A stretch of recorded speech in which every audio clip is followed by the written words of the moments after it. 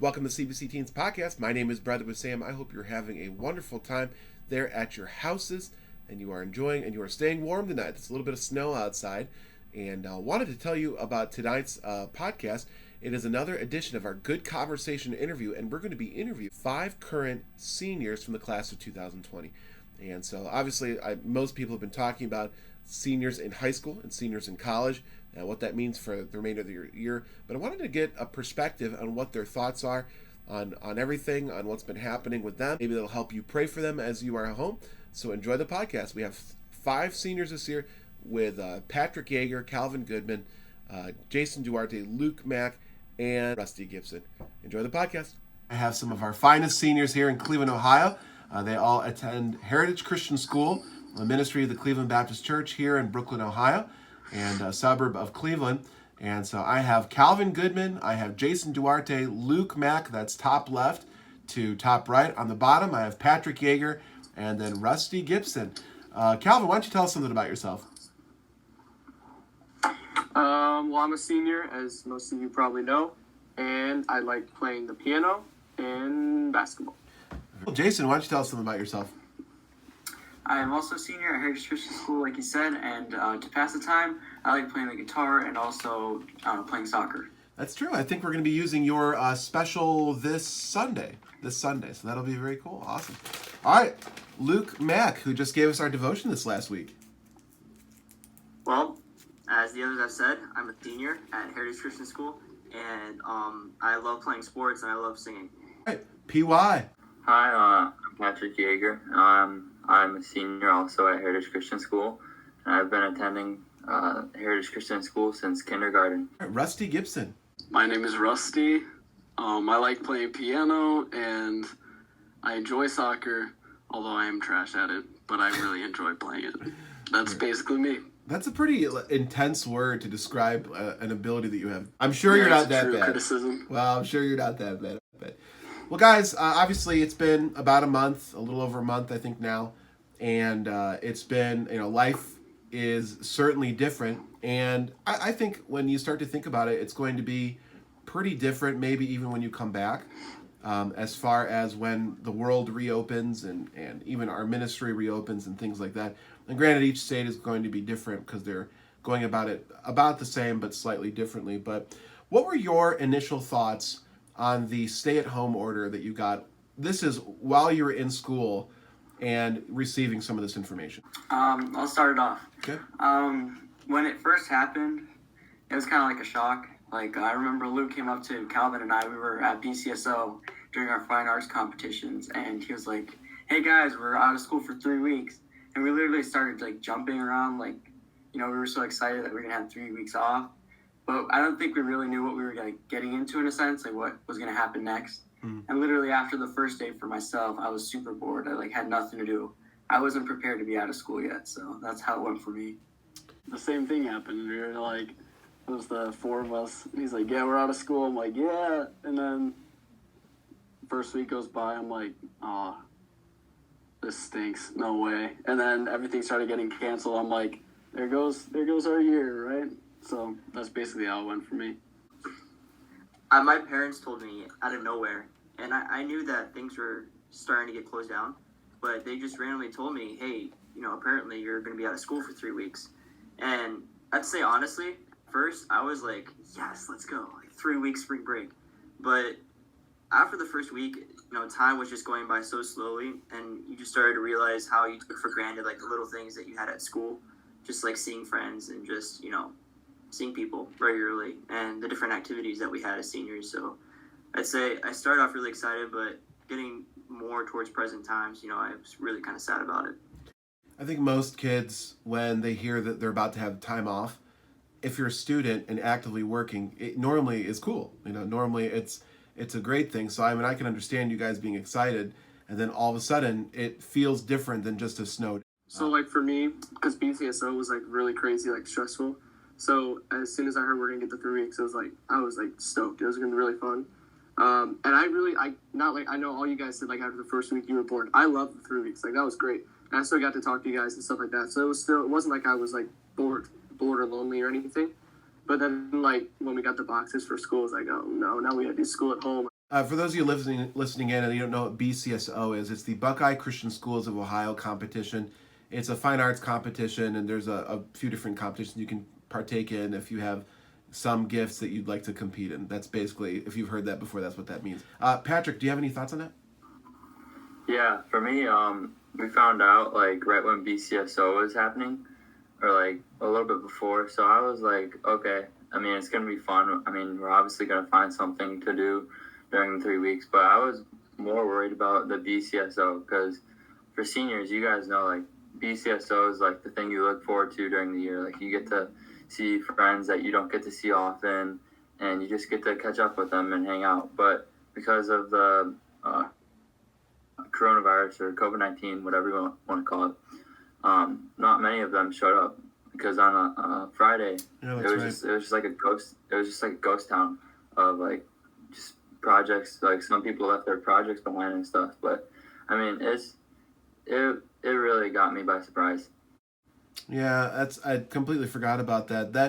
That whole week, it felt like that buffer week when we were trying to adjust to how things were going to be from here on out. And that's actually a pretty good point.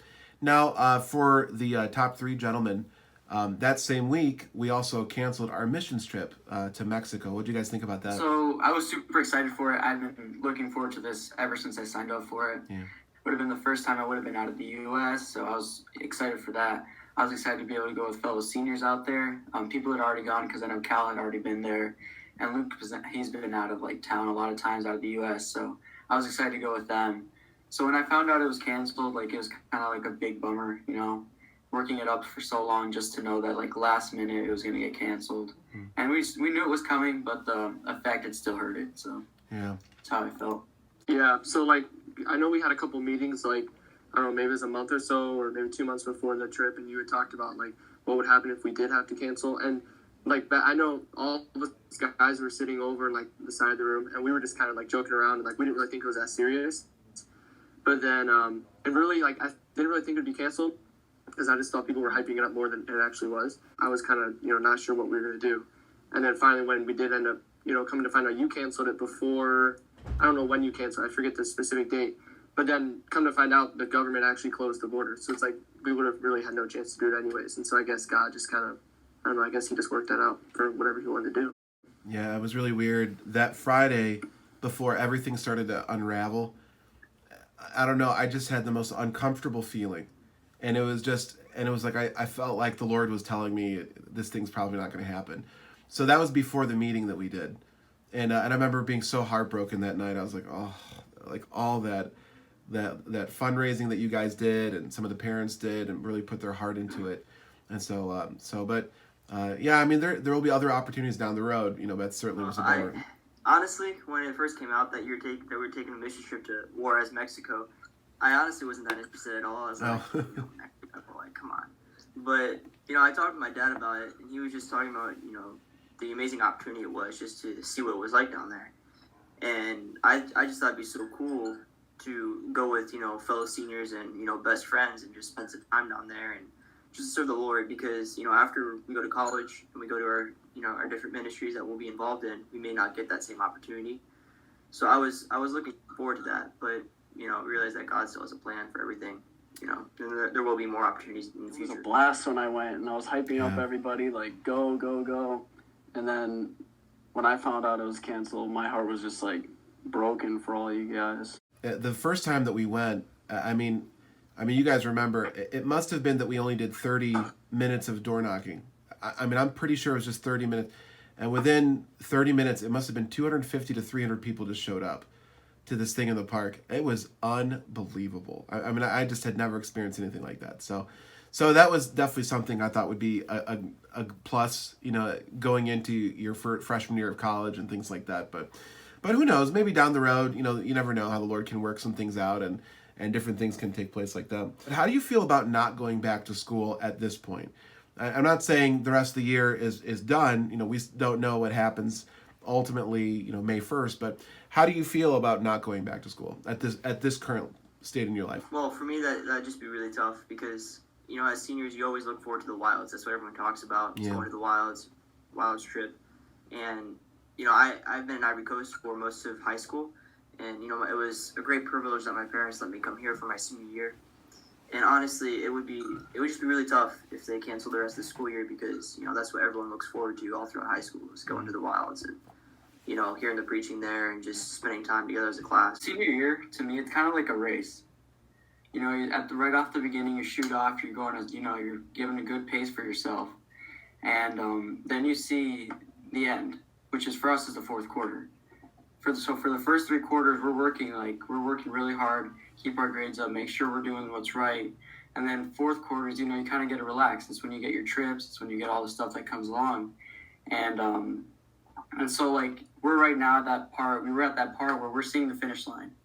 And, we're just waiting for that last month to come. And then for it to be kind of, in a sense, taken away, I guess you could say. It kind of hurt. If we didn't go back, it probably would hurt. Because, this is what you've been building up for the past 12, 13 years, is to be in graduation, to be able to cross the stage and get your diploma and be with your friends, be with the people who've been right beside you this entire time. And so it would really hurt to not be able to finish, especially for me, because I love my school. If I had a choice, I wouldn't go to any other For school. me, like I said, I've been going since K5, and to see so many graduates graduate from HCS, growing up, that's what I wanted to do, and not being able to complete it like they did, it just hurts me a little. If we go back, I'd be happy. Yeah, so like everyone said, it is kind of sad that we may not be able to do it the exact same way that other years past have done. But I do know that I've heard some of the teachers talking, and Mr. Brown and stuff like that, and they kind of understand where we're coming from with this, and they kind of understand how we feel. So that is really one good thing, that even maybe if this whole thing even gets pushed back, they said they're still going to try and get us a graduation that is at least somewhat normal. Mm-hmm. And so I'm just really thankful for our school staff through all this. Well, on that front, you kind of address this a little bit, but maybe you can highlight this in a more specific way. Do you feel like something was taken from you? Do you feel like something was taken from you? No, a lot is taken from us. My mind goes to the fact that a lot was given to us. Me personally, through the school year, I would get so busy and wrapped up in everything that was due and BCSO competitions and stuff that I would push things that should have been more important to me. I'd push them to the side. I hate to say this, but kind of like my daily walk with the Lord, I'd push that kind of to the side. I'd push music to the side. I would push family time to the side. And not all of those necessarily intentionally, but now it's now that all these other distractions were taking away, now I have time for all that stuff. And through this, I've been in my devotions, I've been in my Bible and stuff. I've been faithfully practicing piano and doing that stuff and being with the family. Even though a lot was taken from us, I feel like the Lord put a lot into our lives that most of us really needed. I think last week, me and my dad were talking with Pastor Kevin Folger, Pastor Emeritus, and he was just talking about how when his senior year, it was the first year HCS was ever open, and so I think they had 6 people in his class or something. Yeah. And they did nothing. They didn't have the wilds, they didn't have senior skip day, senior prank, all this stuff. And so it really makes you think, yeah, sure, maybe we missed some stuff this year near the end, but we really had a blast this year. And so that's really something to always remember, that, we've got that, compared to what other people have had in the past. Yeah. You guys all have such a different perspective from each person to each person. It's really fascinating. Luke? One thing that I just had to remember throughout this whole thing is, I wouldn't necessarily call it taking away, but, the Lord, it says in the Bible, the Lord gives and he takes away. And, point. he gives opportunities to others, and he doesn't for some. And, I feel like that just depends on the person, how the Lord is working in their life. But, yeah, I'd love to go to the wilds, and I'd love to do things like that. I really want to do it. But ultimately, I wouldn't view that, if we didn't, I wouldn't view that as the Lord taking it away. I view it as the Lord, maybe redirecting us a little bit. Because, even though we're not doing some things, he's still giving us other things that we have that other classes are never going to have. I just keep thinking about this. Our class is going to be able to look back and say, hey, we were the weird class of 2020. Well, that concludes part 1 of the Good Conversation interview. Please continue to part 2. Maybe we won't be able to get to do some things, but we have so many other things that we have now. In a sense, he closed the door in our life, in a sense, but then he opened another one that we weren't looking at. Like for me, like this podcast in a sense, I remember you always talking about how you want to start it and how you want to get people involved in it. And it kind of didn't start, but when COVID fell down, like and came down, it kind of in a sense forced you to be able to do it so us teens could have something to look at, since we couldn't be in Sunday school or be in church. And so, and then it just showed me, because I play the guitar and I play it in church, but that's about it. And then like the Lord showed me, hey, look, this is a talent that I've given you, and use it in this area. And so I feel like the Lord is maybe closing a couple of doors, but then he's showing us a lot more other doors and more opportunities that we'll be able to use down the road. We got something taken away. Yeah, I do think we did, but in another way, we also got more blessings out of this. Because if we would have stayed in the school or whatever, if we would have just kept on going normal, we may not have been able to just reflect on the blessings that God gave us. But like Jay said, it opens a lot of doors that we can just like take a step back and look and just see what God has done in our lives. You know, it seems like the Lord, when he wants us to get to the next stage in our spiritual development, either he'll bless us or he'll take something away. You know, and so as I think, you know, Luke said it, or the Lord giveth, he taketh away, and it's just part of what the Lord does. We never get everything about it. You know, it's just something that he does. And so I for one, have been really impressed with our church and our youth, because everyone seems to have really taken a step spiritually. So what is your perception of the world right now? And that's a pretty loaded question. And I guess the perspective that I'm asking is, you as somebody who have grown up in sort of an insulated way. You know, you've grown up in church. I mean, all 4 or 5 of you have grown up in church. Maybe it didn't seem so strange what was happening outside, you know, our little wall. But obviously now there's a state of chaos that is happening outside that, you know, and some worse and some bad for some states and things like that. But what is your perception of the world as you see it? You just watch how everyone's just been kind of going crazy because of this whole, you know, the whole virus, COVID-19, and, you know, for me, it's done nothing but made me more thankful for, you know, the faith that I do have, because honestly, if I were to look at this whole scenario, this whole pandemic, through the lens of someone who doesn't have, you know, assurance of where they're going to go when they die, yeah, I'd probably freak out too. I'd probably be really scared. And I don't know, it's just been really reassuring to me, just, you know, the God that I have and what he's promised me. Yeah, I definitely think there's searching. Like Luke said, I would be too if I didn't have assurance of salvation or whatever, or even know about a heaven or a hell after death. I would be scared to death. And just through conversations being at work and stuff, I mean, one of my managers was telling me the other day, her little 9-year-old daughter was just crying for a whole night and just constantly saying, like, what's going to happen when I die? What happens when I die? And she was just like, oh, that 9-year-old mind, just freaking out. We all go through that stage, right? And I was just like, boy, like, it hit me. And I'm like, I can't imagine what that's like and stuff. And then later that night, I was just trying my best to explain to her the answer to her daughter's questions and stuff, and gave her a link to our church's YouTube page and all that. But yeah, I definitely think a lot of them are thinking that right now, like what happens after you die and where this virus is going to take our world and how it's going to affect their family. I think it's just really neat to see that, you know, a lot of people either, like, there's really kind of two kinds of people. There's either people that really trust in the government and think that, like, you know, our leaders, they know exactly what they're doing, and, you know, they're just going to go with whatever their party says. And then there's the other people that have, like, no trust for the government at all. And it feels like right now, that's just even, like, kind of more divided, where people are either really seeing that, you know, our government, they're the same. They're people just like us, and half the time, you know, they're struggling to figure out what to do when, you know, when big situations come and they need the Lord's wisdom. The question before, like, do you feel something was taken away from you?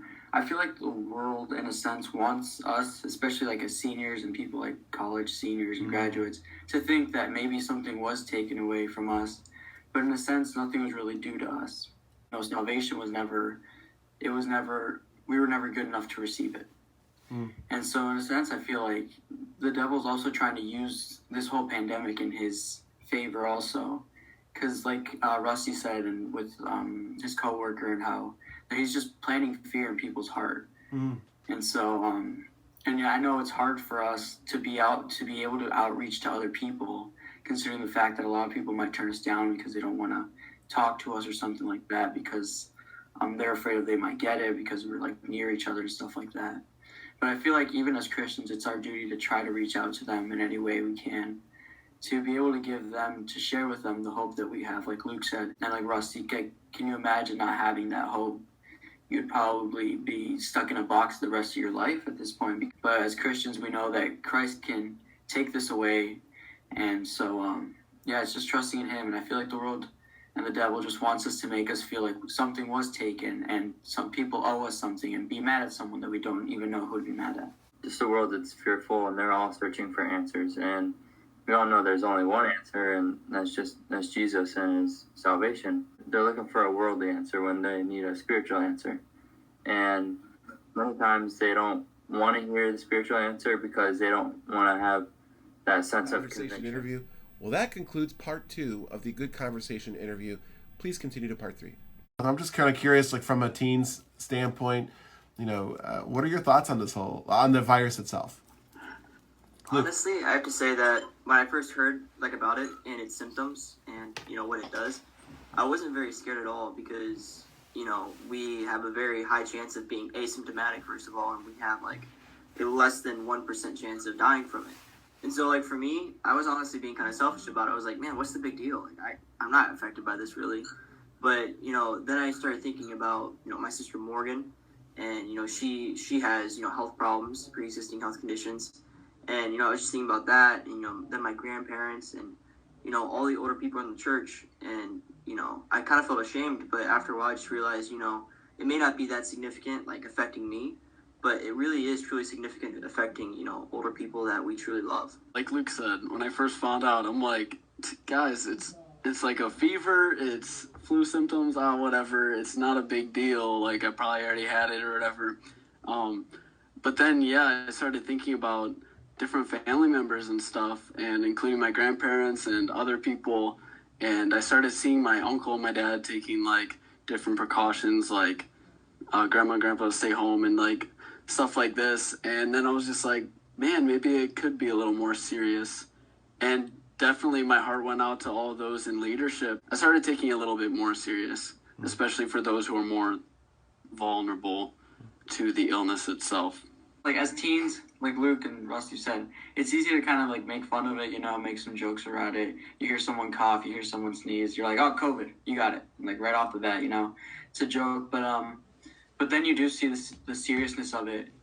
I'm pretty sure some of you guys were just like, hey, time off, we're going to go see family, we're going to go be able to do this and that. But then you realize you really can't. You can't be around your grandparents. You can't be around people who are older than the age that they've set out. And so it's a worry. What if maybe we're not going to get it, but we're carriers and we could affect someone else. A teen's perspective and just looking at everything, there is a comedic sense to it. If you watch the president's conferences every day, he does give a joke here and there, but it's pretty funny. But in another way, you have to take it seriously, because it's really you can get it easily. So it's just things that we have to think about now, and just always keep in mind to think about others. But it's just crazy to think of just the time that we're living in, because it almost feels like you're in a movie almost. The whole world has this pandemic, and everyone's affected, and governments are doing press conferences every day, and it just feels almost like we're in a movie. And I think it'll be really neat once this is all over, just to go back and be able to say that we lived through that, and hopefully we'll be able to moving on, we'll know how to deal with this kind of stuff. So why do you think God allowed this thing to happen? It seems to be the big question, I think, amongst Christians. I think the reality is we might not be able to really know, exactly all the reasons, but maybe down the road, God will give us some hints. Why do you guys think God allowed this to happen? It can be a real big, wake-up call to people that, they've been going to church for a while, but they're kind of, in and out, or they're just kind of not really in it for the right reasons. And then now they've had this time where they can't go back to the church, or maybe it's kids in school, they've kind of taken their Christian school for granted, and now they can't go back for a while. And so I think God can really use this as a wake-up call and to say, be grateful for what you've got. I think God's doing a lot through it. as I think it was you that I talked to, Brother Sam, a few days ago, I think there's a lot of church hoppers and stuff, and there's a lot of people moving church, but I think this will really, I think through all our online ministries now, I definitely think we may see growth in our church and stuff due to people watching our online things. And then I definitely think that it's growing all our online ministries, and for every other church out there, we're putting more time and effort into everything digitally. I think of this podcast, think of everything that Pastor's doing and Miss Brown, and just all the work that our tech guys are doing from the church, and I think it's going to really help. After 9/11 happened, like I've heard stories like the Sunday afterwards, church was just packed and people were just like flooding the altars, and it almost has me wondering if we're going to see almost the same result as that. God did this because so many of us were just going through the motions in church, and just has us to remember and think about what we're actually doing it for. Sometimes we always think God's just watered down, he's taking it easy on all of us. But I really believe this is him kind of saying, hey, I'm still here and he's still the same God. It's just a wake-up call for us and all of us as Christians to see the big picture now, and to be able to see that God is going to work something through this, and that we should just follow in his plan. Sometimes, you ask yourself, why this, why that? When most of the time we should just be quiet and just see what God's doing. Sometimes I feel like we speak too much, and then we lose the focus, we lose the big picture that God's trying to show us. So I just feel like it's him showing us again that his hand is over us by protecting us, and also showing us that he's still there. In closing, I'd like to ask you guys one last question. If you could give one piece of advice to other Christian teens out there, what would it be? And if you can give advice to any unsaved teen out there, what would it be? Know that God's there. That he's not going to leave you. His promise is that when you become his son, he is not going to leave you. He'll always be there. If you call upon his name, the Lord will hear. That's his promise. And so my advice is keep praying, keep doing your Bible studies, because God's going to reveal himself. Keep going, be strong. And today, if you're not saved and you're an unsaved teen, please get that settled. Little part of my testimony, I struggled with that a lot. I was always scared of telling people I wasn't saved. And if that's you today, you're scared to confront about it, and you're scared to do it because it's not worth it. Your pride, your ego, all that, it's not worth it. If that's you today, please get saved. Please talk to someone. I know Brother with Sam, anyone at our church, staff and faculty, they would be so happy if someone were to contact them and let them know. So if that's you today, please reach out to them. Reach out to one of us. We're willing to talk to you too. We're not like this, super important people. Like, we're just like you guys, and we want to be here to help as well. For the Christian teenager, what's the one excuse that teenagers always have when they don't do something? It's we don't have enough time, right? Yeah, we're too busy, we don't have enough time, and it's actually quite hilarious because we're probably going to have the most time during this time of our life than any other period of our life. But I feel like it's just kind of interesting how we can't do anything except, stay in our house now. And it really gives us no excuse to not, develop our relationship with the Lord. And, if I just had one piece of advice, try to do something to help your walk with the Lord. I recently got a journal Bible, and it has like the lines, the wide margins, and the lines on the side of the scripture. And one thing I've started doing that I find that, it's just amazing is I'm, every sermon that I hear, I write down the notes from the sermon on there. It's just something small, but, just try to do something, just something every day that will help develop your relationship with the Lord. And I feel like after this is all over, you're just going to see the Lord is going to bless that, and your relationship is really going to advance, with him. Wow. And then for the teen who's not saved, especially during this time, you may be feeling, alone, scared, maybe empty, and you don't know what's going to happen, and it may be easy to try to put on a fake face and show fake confidence. But none of that matters in the end, and really the only thing that truly matters is where you're going when you die. And so just please, this is more important than anything that could ever happen, anything that might get canceled. and just please take it seriously, and just please, come to a saving knowledge of Christ today. For the Saved teen, I would say take this time as an opportunity to grow in your faith and to just take a step back and realize that you're truly blessed. I mean, right now you may not think it. You may not realize that you have a church at home that loves you, and you have just the pastoral staff that loves you. Take an opportunity to step back and think about that God is blessing in the midst of trials in your life. Yeah. And then for the unsaved teen, I would just say you could make the most important decision of your life today. I mean, you could, if you just said, do the ABCs of salvation. If you admit that you're a sinner, if you believe that Jesus died on the cross for you, and if you confess that you are a sinner and there's only one way to heaven, you can know where you're going when you die, and it'll change your life. It'll be the best thing you can do.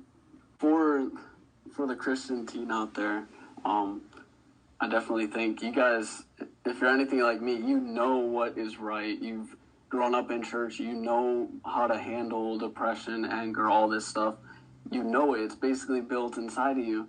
But I get how hard it is to actually practice the things that you know, like practice knowing the different promises that the Lord has promised us and actually like repeating verses in your head and doing that stuff. It's hard, but you know what is right, you know what to do, and I think now is just time to act on it and actually practice these things that you've learned, these things that you've heard. The Lord said, I will never leave you nor forsake you.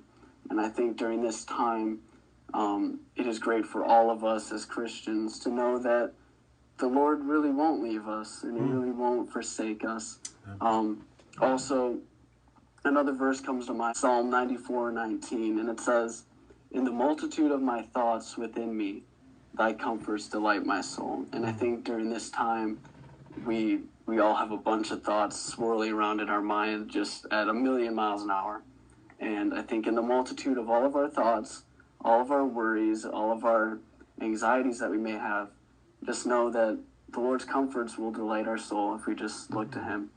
And then for the unsaved out there, man, I can't imagine, like my manager, being a parent of a kid who's asking himself questions like that and crying through the night.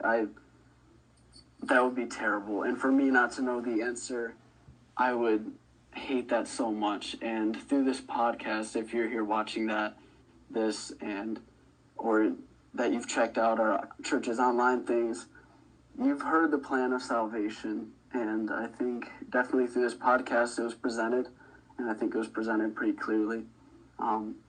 Like most of my buddies said, that's the best decision you could ever make. Just look to God and accept His invite of salvation today. Thanks. For teens that are Christians or saved teens, I would say the one big thing is like use this time wisely, because you've got a lot of time at home, a lot of time that normally you don't, because normally you're super busy with other stuff.